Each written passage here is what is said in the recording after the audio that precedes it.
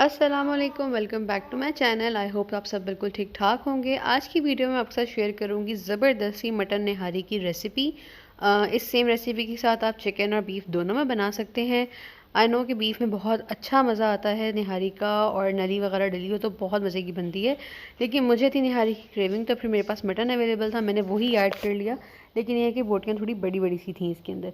यहाँ मैंने लिया 1 kg से थोड़ा ज़्यादा मटन है, जिसकी ज़रा मिक्स टाइप की बोटी है, यानी बोन्स भी हैं और फैट्स भी हैं इसके। तो यहाँ पर ये वाला जो है वो मटन मैंने अच्छे से वॉश करके रख लिया था। साथ इसमें मैं ऐड करूँगी जी 1 मीडियम साइज़ की ये अनियन है, यानी मीडियम से थोड़ा सा बड़ा साइज़ समझ, लेकिन बहुत बड़ी नहीं थी। 1 कप के करीब योगर्ट जाएगा, और इसके अंदर 2 टेबलस्पून हम जिंजर गार्लिक पेस्ट ऐड करेंगे। ये हैं जी वही हमारे टिपिकल से मसाले, जिसमें से मैंने 1.5 टेबलस्पून कोई सा भी निहारी का मसाला लिया जस्ट फॉर फ्लेवर, क्योंकि हर तरह का एसेंस घर पे मौजूद नहीं होता। और फिर इसके अंदर जाएगी हल्दी, लाल मिर्च, धनिया पाउडर और सॉल्ट। ऑयल जो है हस्बे ज़रूरत जाएगा, क्योंकि एट द एंड आपने इसके अंदर तड़का भी लगाना होगा। तो जी सबसे पहले थोड़ा सा मैंने ऑयल लिया, थोड़ा तो खैर ये नहीं है, हाफ कप के करीब ऑयल है, क्योंकि अनियंस जो है वो मैं इसके अंदर लाइट गोल्डन ब्राउन होने तक की ब्राउन करूँगी, यानी कि फ्राई करूँगी, और उसके बाद उन्हें फिर निकाल लूँगी, क्योंकि निकाल कर मैंने उसका एक पेस्ट बनाना है योगर्ट के साथ। तो बस इस तरह का लाइट कलर होगा, और अनियन को हम निकाल लेंगे, और सेम पैन में रिमेनिंग ऑयल के अंदर जो है वो जिंजर गार्लिक पेस्ट ऐड करेंगे 2 टेबलस्पून के करीब, और इसको अच्छे से 1 से 1.5 मिनट तक के लिए भून लेंगे, इतना कि इसकी जो है वो स्मेल अच्छी से डिफरेंट सी होना शुरू हो जाए। इस स्टेज पे हमने इसके अंदर ऐड करना है मीट को, यानी कि जो भी मीट आप लेने वाले हैं, चिकन, बीफ, मटन जो भी है वो इसके अंदर ऐड कर देंगे। चिकन आपको पता है कि वो जल्दी गल जाता है, बीफ और मटन दोनों में टाइम लगेगा, तो फिर इसलिए उस लिहाज से आपने इसके अंदर आगे जाके पानी भी ऐड करना है। लेकिन भुनाई तो हर मीट की एक जैसी ही होनी ज़रूरी है, क्योंकि आप कुछ भी बना रहे हैं, निहारी है, कोरमा है, आलू गोश्त है, कोई भी टिपिकल सा गोश्त, सब्ज़ी कुछ भी है ना, जब तक उसकी भुनाई अच्छी नहीं होती उसका फ्लेवर नहीं निकल कर आता। क्योंकि अगर भुनाई नहीं होगी सही तो फिर उसमें स्मेल रह जाएगी, जो रॉ मीट की स्मेल होती है वो।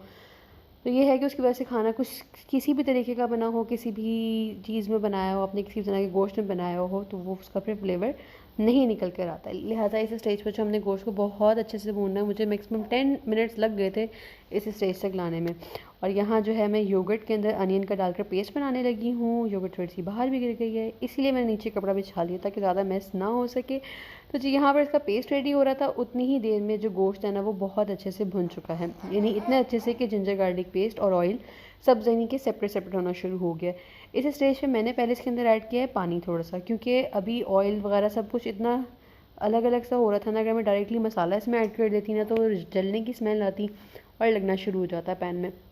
इसलिए मैंने क्या किया, थोड़ा सा पानी ऐड किया, और अब उसके अंदर मैं सारे मसाले ऐड करने लगी हूँ, जिसके साथ मैं इसकी करूँगी अच्छे से भुनाई। मसाले डालकर पहले इसे अच्छे से भूनना है आपने, इतनी देर तक तो भून लेना है कि जी ऑयल जो है ना वो थोड़ा बहुत सेपरेट होना स्टार्ट हो जाए, क्योंकि मसालों की भी अपनी एक अच्छी स्मेल होती है, अगर वो भी रह जाए तो ऑफ कोर्स गोश्त के अंदर टेस्ट नहीं आता अच्छा सा।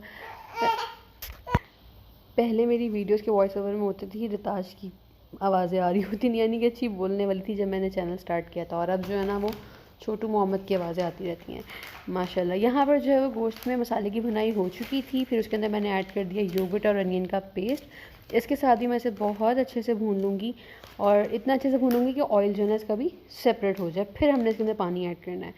अच्छा, सबका खाना बनाने का डिफरेंट डिफरेंट तरीका होता है। आप लोग निहारी किस तरीके से बनाते हैं? लाइक मेरी मामा ये अनियन और योगर्ट वगैरह वाला जो इस्तेमाल है ना वो इसके अंदर नहीं करती हैं, लेकिन मैं करती हूँ, बट वो भी बहुत मज़े की बनती है। आप लोग किस तरह से बनाना प्रेफर करते हैं, और मटन में अच्छी लगती है, चिकन में या बीफ में, मुझे कमेंट सेक्शन में ज़रूर बताइएगा। यहाँ पर जब भुनाई बहुत अच्छे से हो चुकी थी और ऑयल भी इसका सेपरेट हो गया था, इस स्टेज पर जो है ना आपने गोश्त के हिसाब से पानी डालना है, यानी कि अगर चिकन है तो फिर ऑफकोर्स थोड़ा कम पानी डलेगा, बीफ और मटन है तो पानी ज़्यादा डलेगा। और इसके अलावा अगर तो आप इसे प्रेशर कुकर में बना रहे हैं तो फिर पानी आपने उसी लिहाज से ऐड करना होता है। मैंने यहाँ पे अच्छा खासा पानी डाला है, क्योंकि मैं प्रेशर कुकर में नहीं बना रही हूँ, और मटन जो है वो गलने में थोड़ा सा टाइम भी लेगा। पानी डालने के बाद मैं इसके अंदर वेट करूँगी एक अच्छा सा बॉयल आने का। जैसे ही अच्छा सा बॉयल आ जाएगा इसे कवर करके हम लोग कुक कर लेंगे।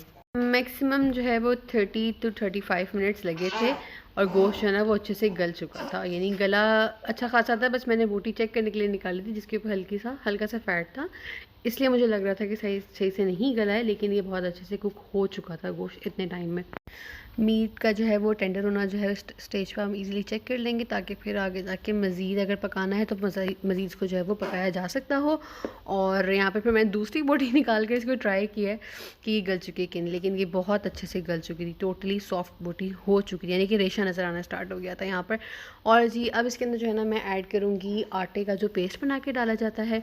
कोई मैदा डालते हैं लोग, कुछ लोग आटा डालते हैं, और आटे को भी भून कर भी डालते हैं लोग, लेकिन मैंने जस्ट ऐसे ही डाला है। और यहाँ पर जो है ना पानी डाल के मैं इसका एक अच्छा सा पेस्ट बनाऊंगी, यानी कि ना बहुत ज़्यादा रनी होगा ना बहुत ज़्यादा थिक होगा। और बस बनाना इस तरीके से है कि आप इसको अच्छे से बीट कर लें, कोई लम्स नहीं रहने चाहिए। ये मैंने गोश्त गलने के बाद ना ऊपर से थोड़ी सी तरी उतार ली थी, ताकि जब मैं आटा डालूँ तो वो फिर गुम हो जाती। गुम तो इस तरह से होती है कि फिर बाद में हल्की आँच पे पकता रहेगा तो फिर ऑयल खुद ब खुद ऊपर आ जाता है।